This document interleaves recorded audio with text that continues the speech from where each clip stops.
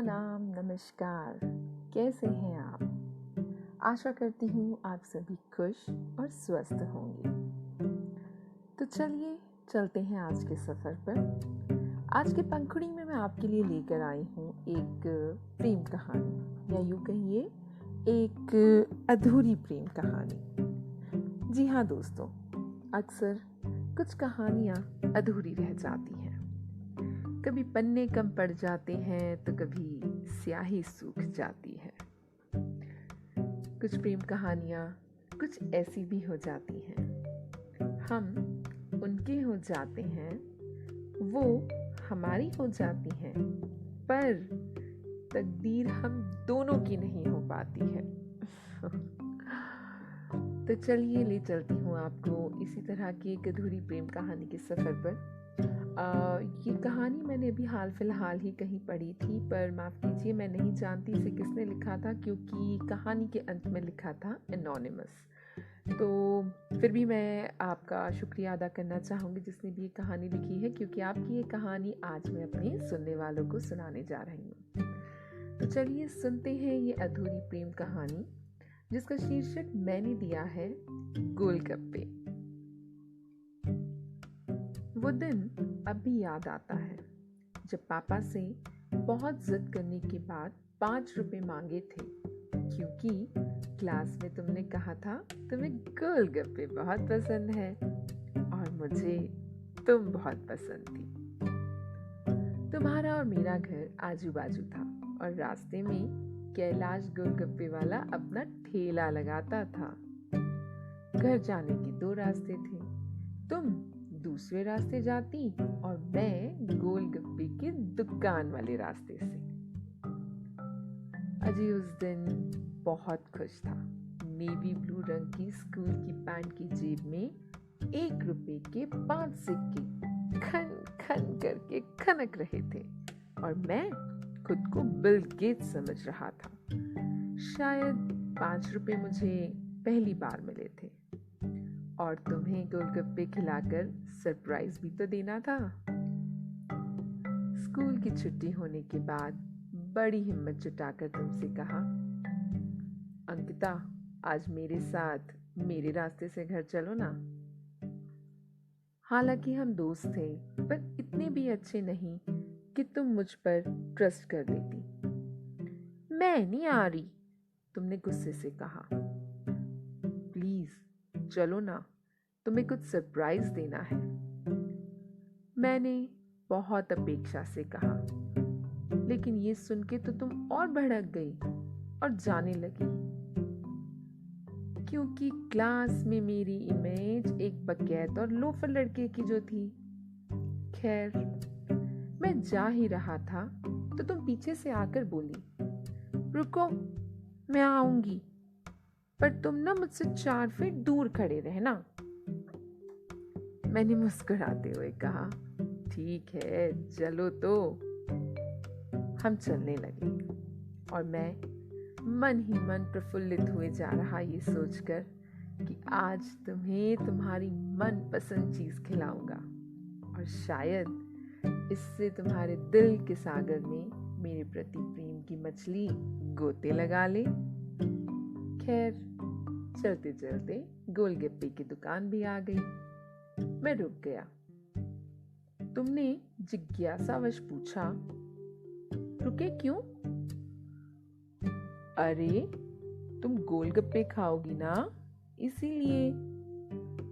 अरे हाँ, मैं भूल गई, जरूर खाऊंगी। तुम्हारी आंखों में चमक थी और मेरी आत्मा को तृप्ति और अतुलनीय प्रसन्नता हो रही थी। जानते हैं, तब 1 रुपए के 3 गोलगप्पे आते थे। कैलाश भैया जरा 5 के गोलगप्पे खिलवा दो। जी बाबूजी, गर्लफ्रेंड है का? ना ना भैया, आप भी ना, गोलगप्पे खिलाओ चलो। कैलाश भैया ने गोलगप्पे में पानी डालकर तुम्हें पकड़ाया ही था कि तुम जोर से चिल्लाई, रवि रवि। इतने में एक स्मार्ट सा लौंडा, शायद किसी दूसरे स्कूल का था, जिसके सामने मैं वो था जैसे शक्कर के सामने गुड़। एक लाल रंग की करिश्मा से हमारी तरफ आया और बाइक रोक के बोला, अंकिता, मैं तुम्हारे स्कूल से ही आ रहा हूँ, चलो। कहो ना प्यार है मूवी की 2 टिकट करवाए हैं, चलो चलो जल्दी बैठो। हाय ऋतिक रोशन, कहते हुए तुम उछल पड़ी और गोलगप्पा जमीन में फेंकते हुए मुझसे बोली, सॉरी अंकित, आज ना किसी के साथ मूवी जाना है, कभी और सही। और मैं समझ गया कि ये किसी कौन होगा। ये कहते हुए तुम बाइक पे बैठ गई और उससे चिपक कर उसके सीने में अपने दोनों हाथ बांधे हुए मेरी आंखों से ओझल हुए जा रही थी। मुझे बस तुम्हारी काली जुल्फें नजर आ रही थी। उसी को देखता मेरे नेत्रों में काली मां छा रही थी। कैलाश भैया की भी आंखें भर आई और मेरे 2 नैना नीर बहा रहे थे। छोड़ो ना बाबूजी, लड़कियां होती ही ऐसी हैं, ऐसा थोड़े होत है कि किसी के दिल को शीशे की तरह तोड़ दो। ये कहकर कैलाश भैया ने अपना कपड़ा उठाया जिससे वो पसीना पोंछा करते थे और अपने आंसुओं को पोंछने लगे। मैं भी रो पड़ा। अभी 14 गोलगप्पे बचे थे और कैलाश भैया जिद कर रहे थे खाने की। एक एक गोलगप्पा खाते खाते दिल फ्लैशबैक में जा रहा था। दूसरा गोलगप्पा, तुम 7वीं कक्षा में क्लास में नई नई आई थी, आंखों में गाढ़ा काजल लगाकर और मेरी आगे वाली सीट पे बैठ गई थी।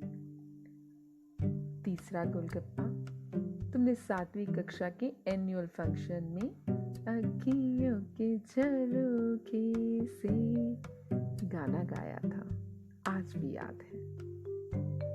चौथा गोलगप्पा, उस दिन की रात मेरे नैनों में तेरी छवि हमेशा के लिए बस गई थी। 5वां गोलगप्पा, 8वीं कक्षा के पहले दिन मैडम ने तुझे मेरे साथ बिठा दिया था, उफ वो दिन। 6ठा गोलगप्पा, मैं बहुत खुश था, तेरे बालों से हेड एंड शोल्डर्स शैम्पू की खुशबू आती थी और मैं रोज उस खुशबू में खो जाता था। अजी यही कारण था 8वीं की अर्धवार्षिक परीक्षा में अंडा लाया था और मैडम ने मुझे बहुत हड़काया था। 7वां गोलगप्पा, मैं फेल हो गया था तो मैडम ने तुझे होशियार लड़की के साथ बिठा दिया था। 8वां गोलगप्पा, मैं उदास हो गया था और मैंने 3 दिन तक खाना तक नहीं खाया था। 9वां गोलगप्पा, मैं रोज छुट्टी के बाद तेरे घर तक तेरा पीछा किया करता था। 10वां गोलगप्पा, मैं रोज सुबह और शाम तेरे घर के चक्कर काटता था और इस उम्मीद में कि शायद तू घर के बाहर एक झलक मात्र के लिए ही आ जाए, बस दिख जाए एक झलक दे। 11वां गोलगप्पा, तूने मुझे एक दिन डांट दिया था कि छुट्टी के बाद मेरा पीछा मत किया करो और उस दिन मुझे बहुत बुरा लगा था। तभी से मैं दूसरे रास्ते से घर जाने लगा था। 12वां गोलगप्पा, हम 9वीं कक्षा में पहुंच गए थे। दिवाली थी। कहो ना प्यार है कि गाने रिलीज हो गए थे। मैं क्लास में बैठा नेत्रों में तेरी तस्वीर लिए, क्यों चलती है पवन, ये गुनगुनाते हुए सारा दिन बिता देता था। 13वां गोलगप्पा, मैंने दिवाली के बाद तुझसे पूछा था हिम्मत जुटाकर कि क्या तुम्हारा कोई बॉयफ्रेंड है, तो तुमने कहा था नहीं, मैं ऐसी लड़की नहीं हूं।